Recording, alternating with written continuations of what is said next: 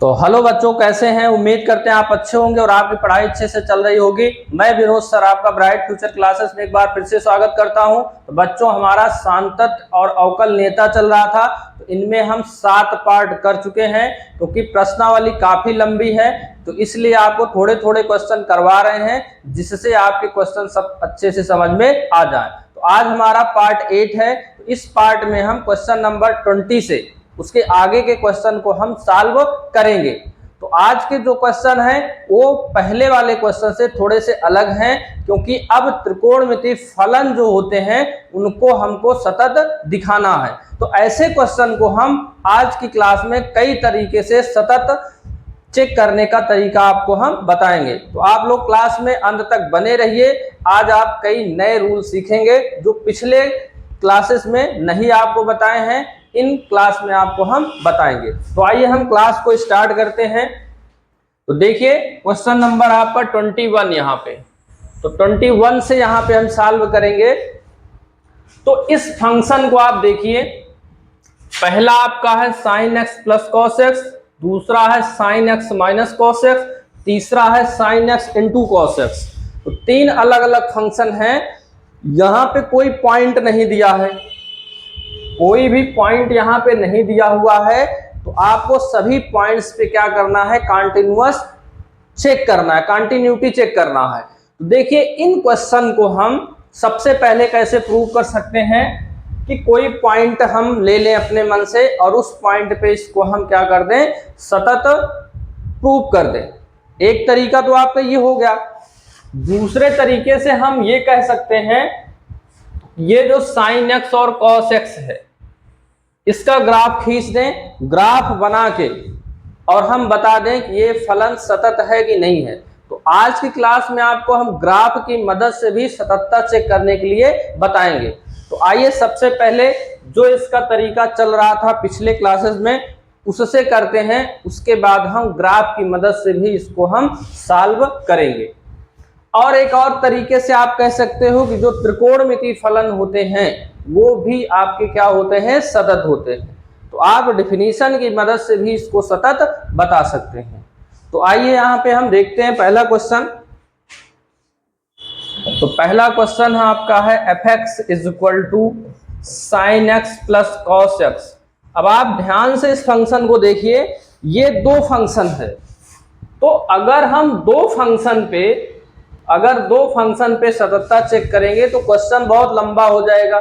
इसलिए इन दोनों फंक्शन को कुछ सॉल्व करके हम एक सिंगल फंक्शन बना लें जिससे सॉल्व करना आसान रहे। तो आइए यहाँ पे इसको हम एक फंक्शन बनाते हैं सबसे पहले। तो देखिए उसके लिए क्या करते हैं, इसका गुणांक 1 है, इसका गुणांक 1 है। तो इसका गुणांक 1 और इसका गुणांक 1, तो फार्मूला क्या होता है आपका, अंडर रूट इसके मापांक से गुणा भाग कर देंगे। अंडर रूट ए स्क्वायर प्लस बी स्क्वायर, ए की वैल्यू 1, 1 का स्क्वायर 1, 1 का स्क्वायर 1। इसको सॉल्व करेंगे तो क्या आ जाएगा, ये आपका अंडर रूट 2 आ जाएगा। तो अंडर रूट 2 से गुणा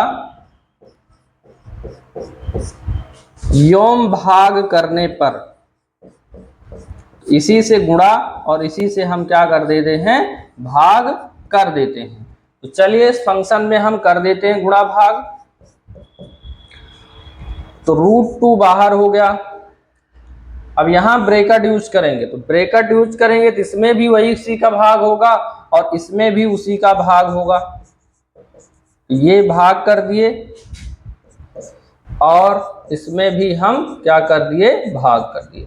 तो देखो यहाँ पे थोड़ा हम क्रम से लिए हैं कि पहले देखिए साइन लिए हैं, फिर भाग किए, फिर इसको लिए हैं, फिर कॉस लिए। क्यों लिए हैं अभी आप समझ जाएंगे।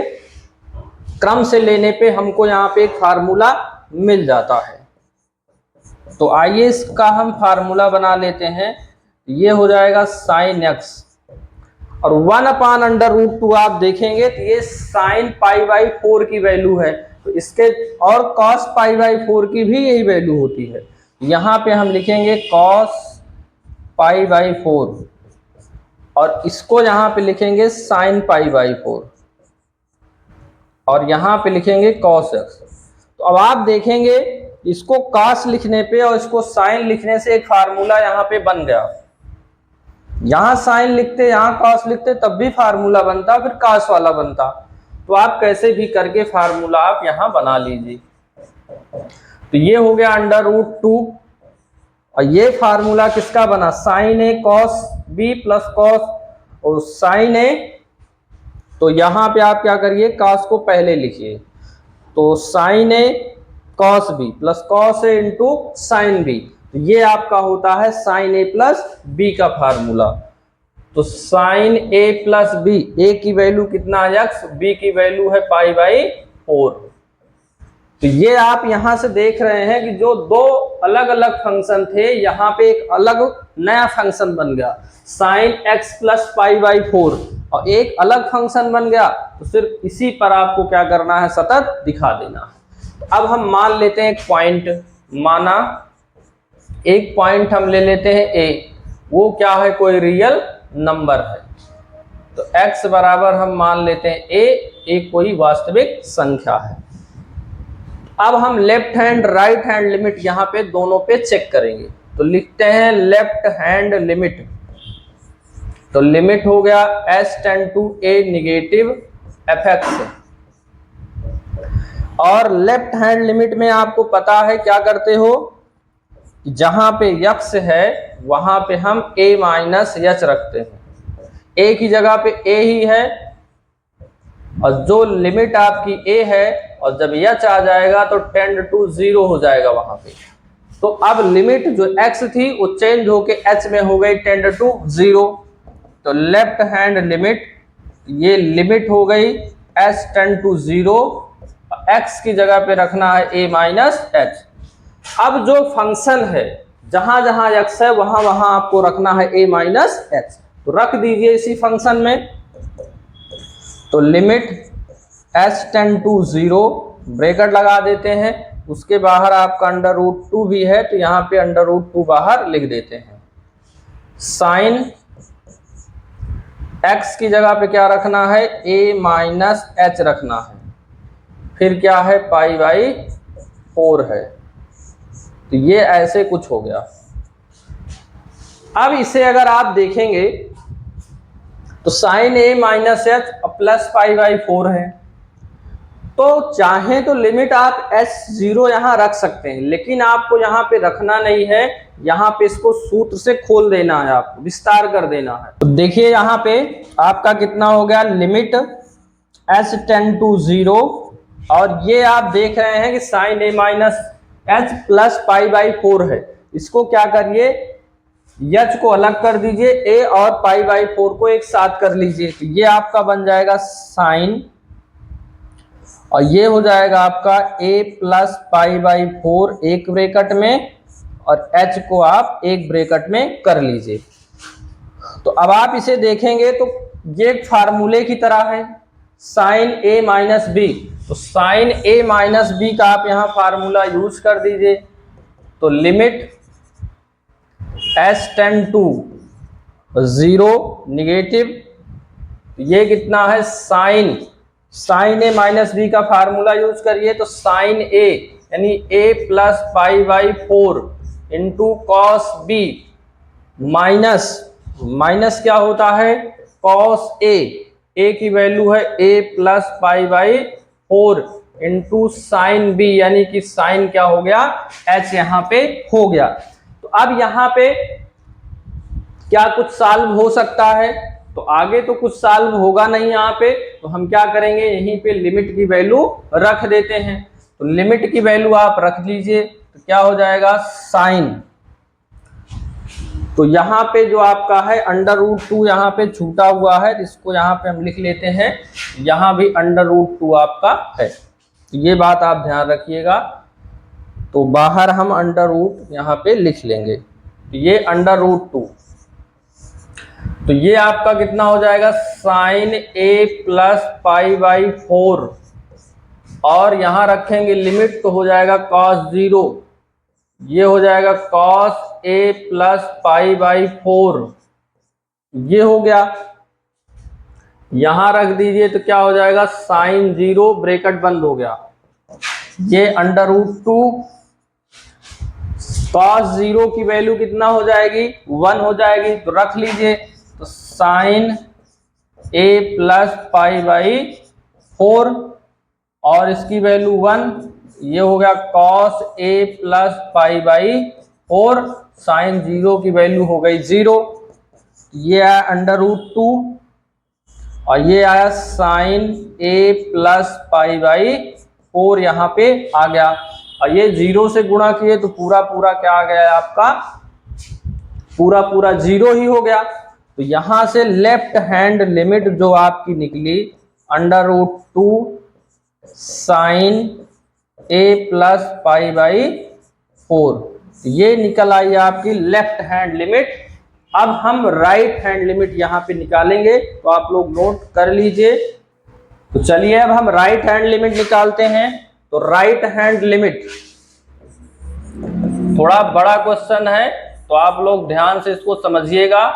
तो राइट हैंड लिमिट, और यक्स हमारी क्या माने थे, a पॉजिटिव fx, और राइट हैंड लिमिट में हम क्या करते हैं, माना x बराबर लिखते हैं a plus h, x tends to a और h जब आ गया तो h टेंड टू 0 हो गया।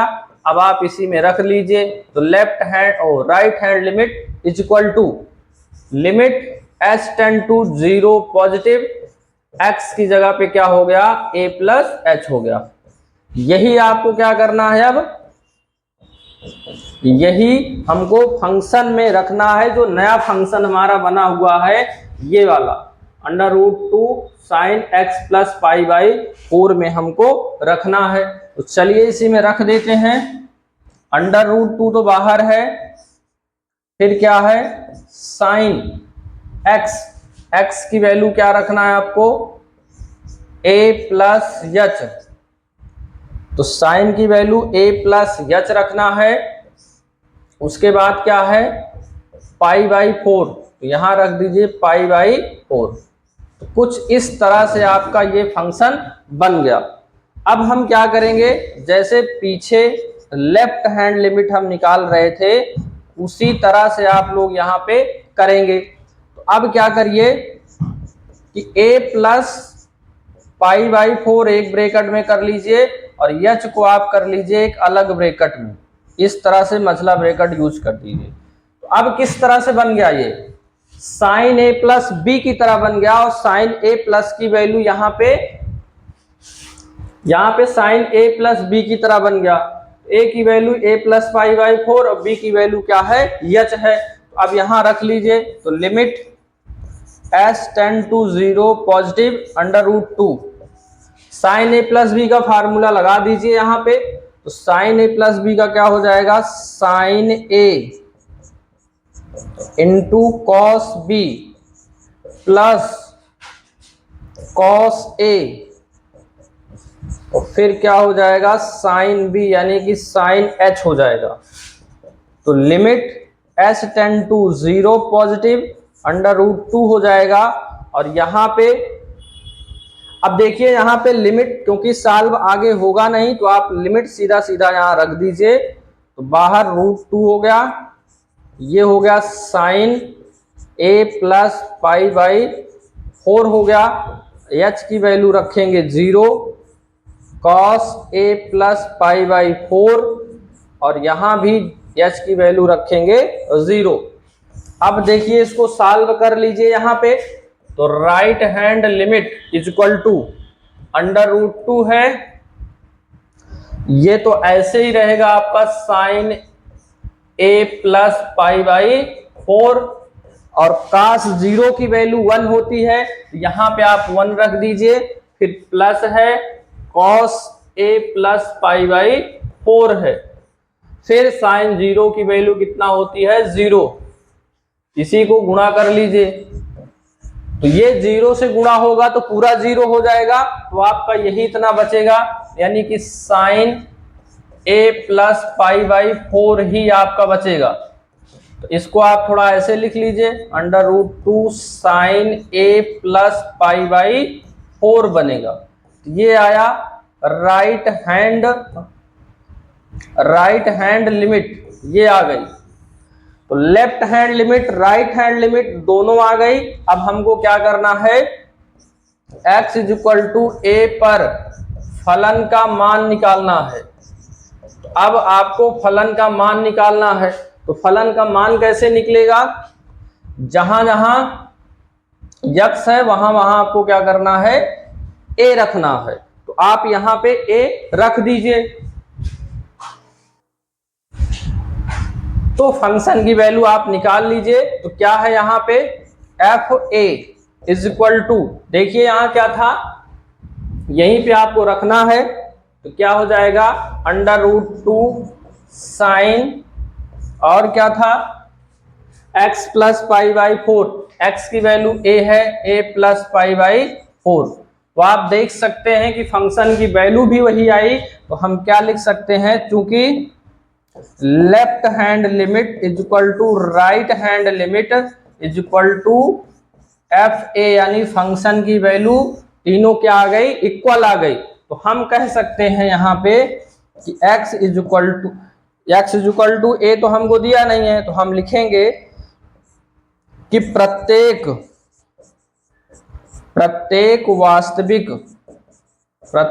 वास्तविक संख्या के लिए जो फलन है क्या होगा, सतत होगा।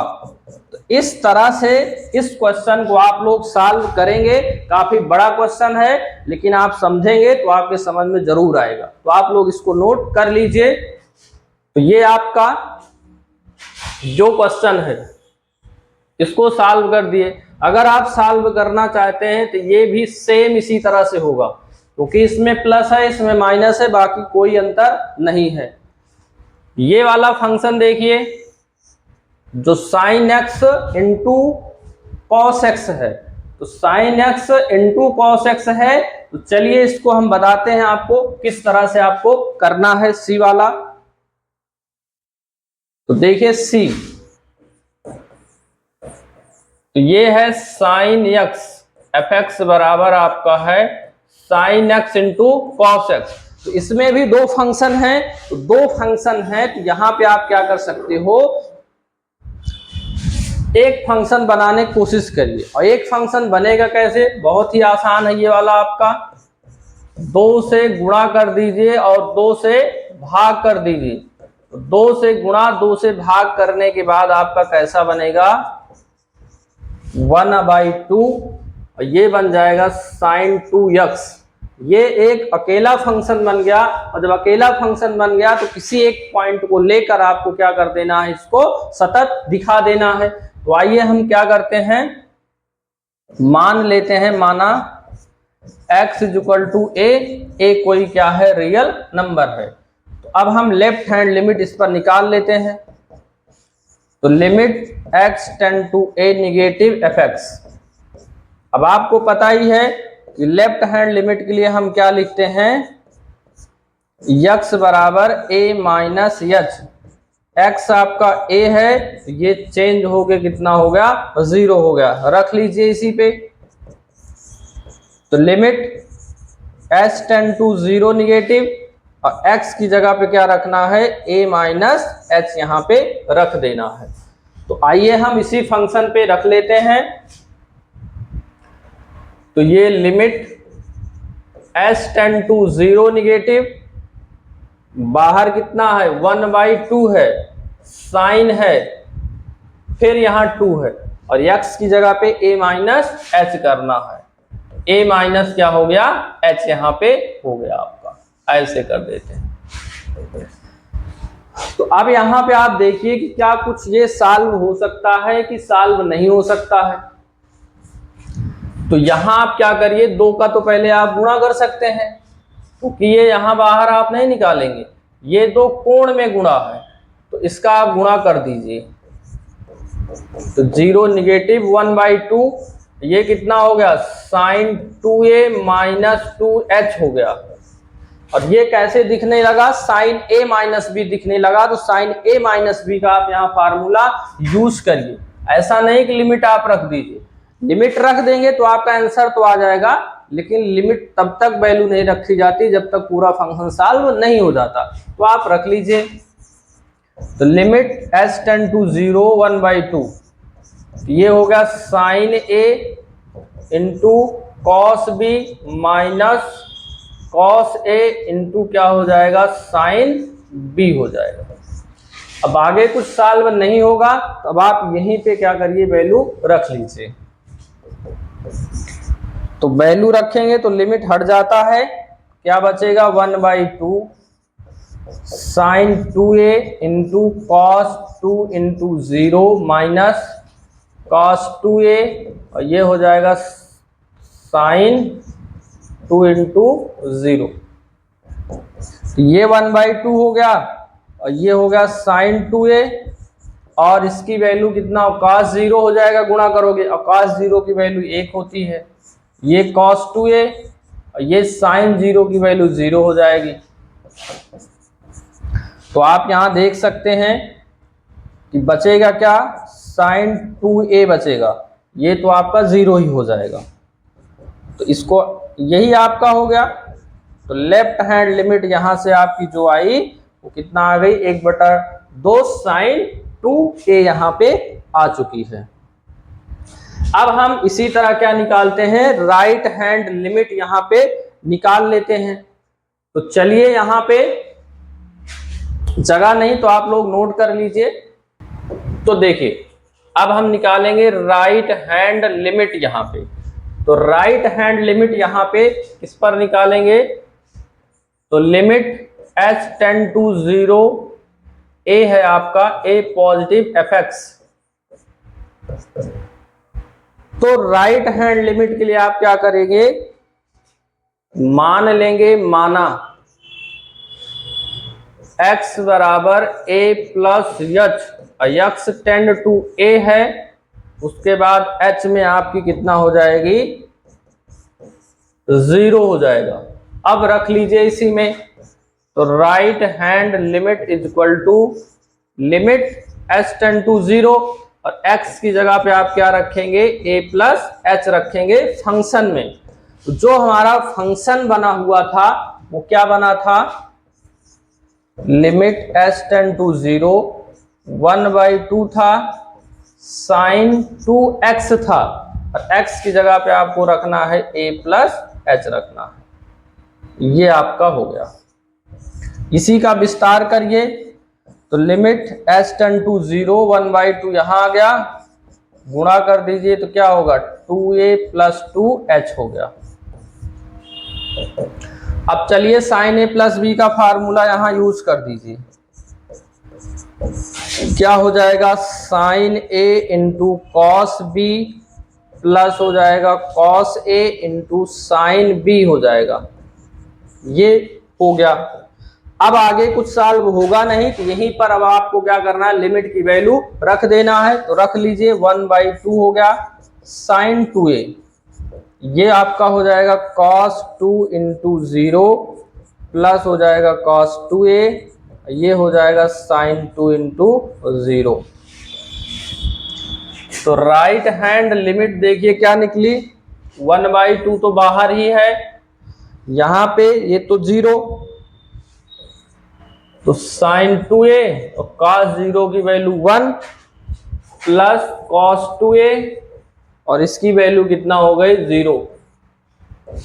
तो 1/2 ये साइन 2a यहां पे आपका आ गया राइट हैंड लिमिट।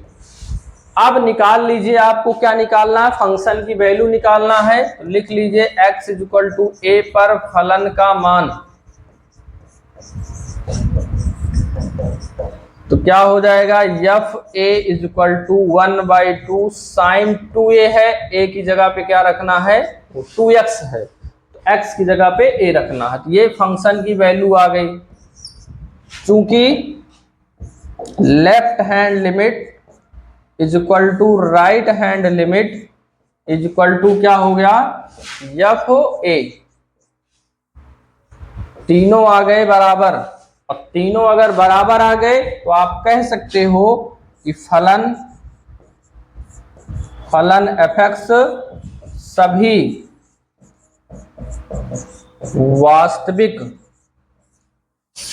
वास्तविक बिंदुओं पर सतत है।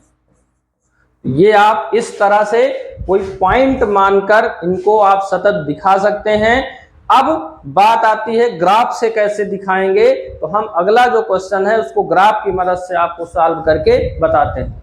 क्वेश्चन नंबर 22, क्या करना है, कॉस, कोसेक, सेक और काट को आपको दिखाना है सतत है कि सतत नहीं है।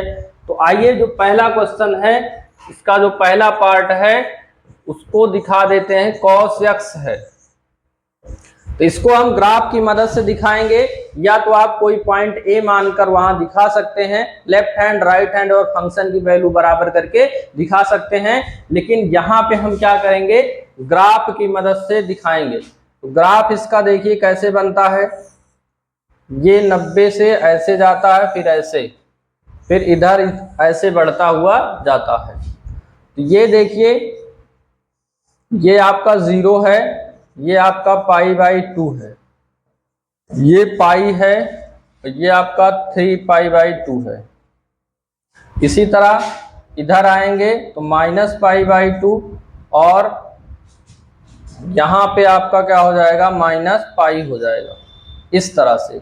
इधर आएंगे तो क्या हो जाएगा, -3π/2 हो जाएगा। यानी कि 90 में फिर 180, 180 में फिर जोड़ेंगे तो यानी कि 270। तो देख लेते हैं 270 तो यही होगा आपका, ये तो 9 त्रिक 27, ये ठीक है, ये 3π/2 होगा। इस तरह से आपको क्या करना है, ग्राफ बना लेना है। यहाँ पे क्या होता है, +1 होता है, यहाँ सीध में क्या होता है, -1। तो आप लोग पटरी प्रकार की मदद से खींचना थोड़ा सा ग्राफ, जिससे ये एकदम बराबर रहे, क्योंकि जब ग्राफ का ही यूज कर रहे हैं तो चित्र का ही महत्व इसमें बढ़ जाएगा। तो इसको आप एकदम बराबर बनाइएगा। इस तरह से आपको ग्राफ बना लेना है। अब हम सततता की परिभाषा क्या पढ़े हैं, जब कोई फंक्शन होता है उसका ग्राफ खींचते हैं, अगर वो किसी पॉइंट पे टूटता नहीं है वो क्या होता है, सभी वास्तविक बिंदुओं पर सतत होता है। यहाँ पे हम ग्राफ खींच लिए और देख रहे हो कि किसी भी पॉइंट पे टूट नहीं रहा है, पूरा आगे बढ़ता हुआ जा रहा है, तो अतः यह फलन क्या हो जाएगा, सतत हो जाएगा। यहाँ पे हम लिखेंगे क्या, यहाँ पे हम लिखेंगे फलन f(x) बराबर cos x का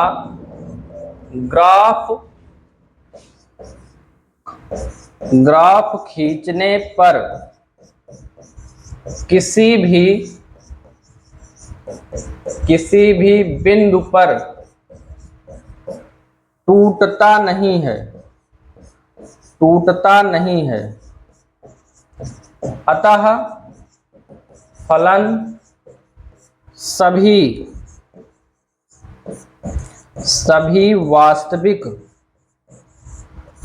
वास्तविक बिंदुओं पर सतत होगा। तो इस तरह से आप किसी भी फंक्शन का ग्राफ खींचकर आप बता सकते हैं जो फलन हमारा है वो सतत है कि सतत नहीं है। इसके पहले वाला जो क्वेश्चन बताए हैं sin x + cos x, आप उसको भी इस तरह ग्राफ खींच के बता सकते हैं। साइन को अलग सतत दिखा दीजिए, कॉस को अलग सतत दिखा दीजिए ग्राफ खींच के।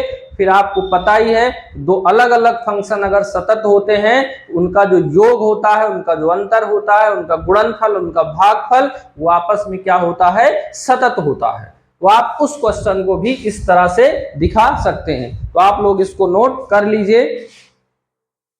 चलिए आगे हम देखते हैं कोसेक, सेक और काट को किस तरह से आप दिखाएंगे। तो यहां भी मान लेते हैं, माना, ध्यान से आप समझिएगा। f(x) बराबर क्या है, कोसेक x है। अब फंक्शन ये देखिए क्या सभी पॉइंट पे ये सतत आ रहा है कि नहीं। तो पहला तरीका ये है कि आप ग्राफ खींचकर आप दिखा सकते हैं।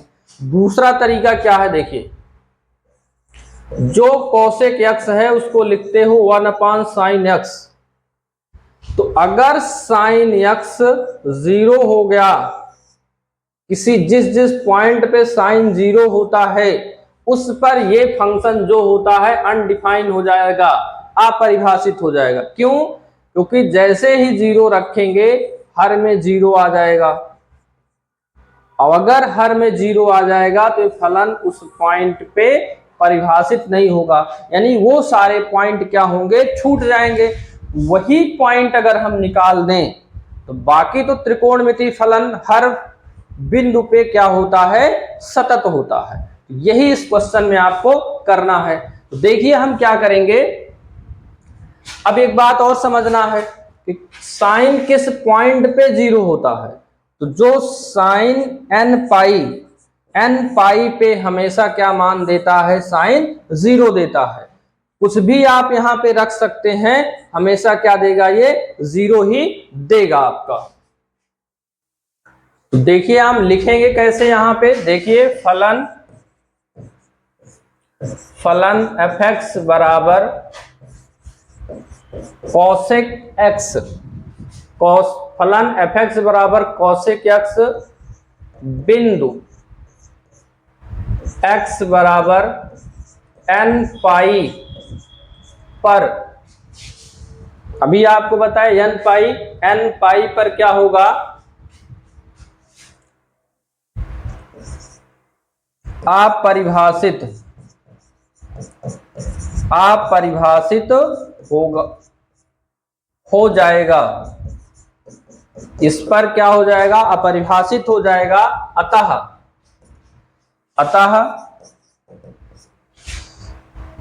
x बराबर n पाई को छोड़कर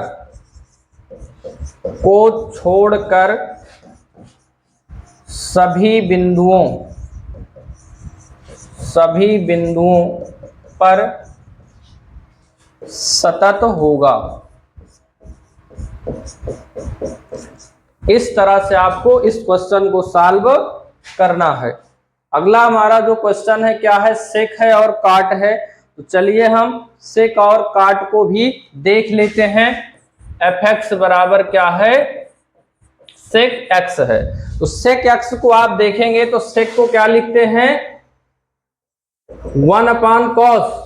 तो cos x आपका 0 नहीं होना चाहिए। जिस पॉइंट पे cos आपका 0 हो जाएगा उस पॉइंट पे जो फलन है वो अपरिभाषित हो जाएगा, यानी बटे में 0 आ जाएगा, उसी को निकालना है।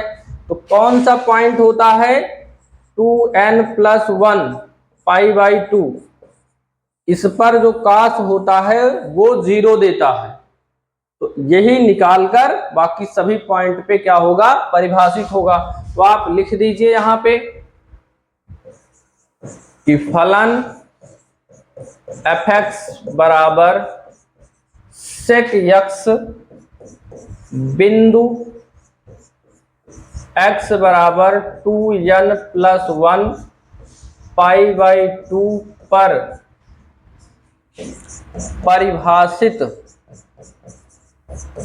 परिभाषित नहीं है। अतः x बराबर 2n+1 π/2 को छोड़कर सभी बिंदुओं पर सतत होगा। तो इस तरह से आप इसका आंसर दे सकते हैं। अब एक और बचा है इसमें, उसको भी देख लेते हैं। क्या है, cot x है। तो देखिए जो cot x आपका होता है उसको लिखते हो आप cos/sin। तो जिस पॉइंट पे ये बटे में 0 आ जाएगा उस पॉइंट पे सतत नहीं होगा। तो देखिए साइन जहां जहां 0 होगा, यानी कि जहां जहां 0 होगा वहां पर परिभाषित नहीं होगा। तो किस पर होता है, अभी आपको बताए साइन n पाई हमेशा क्या देता है, 0 देता है। इसको छोड़कर बाकी सभी पॉइंट पे ये क्या हो जाएगा, आपका सतत हो जाएगा। बाकी आप ग्राफ खींचकर ग्राफ आप 11th में पढ़े होंगे, उसको खींचकर भी इसका आंसर आप दे सकते हैं। जहां पर ये टूटेगा वहां नहीं होगा, बाकी सभी पॉइंट्स पे क्या हो जाएगा, सतत हो जाएगा। बच्चों आज की क्लास में इतना ही। अब आगे आज की क्लास में इतना ही। अब हम इसके आगे की क्लास में इसके आगे के जो भी क्वेश्चन हैं उन क्वेश्चन को हम सॉल्व करेंगे। तो तब तक आप इन सारे क्वेश्चन को सॉल्व करिए। तो धीरे धीरे जो पढ़ा रहे हैं उसकी नोट्स बनाइए, उसी तरह के क्वेश्चन की आप प्रैक्टिस करिए, तो आपकी प्रश्नावली जरूर समझ में आएगी।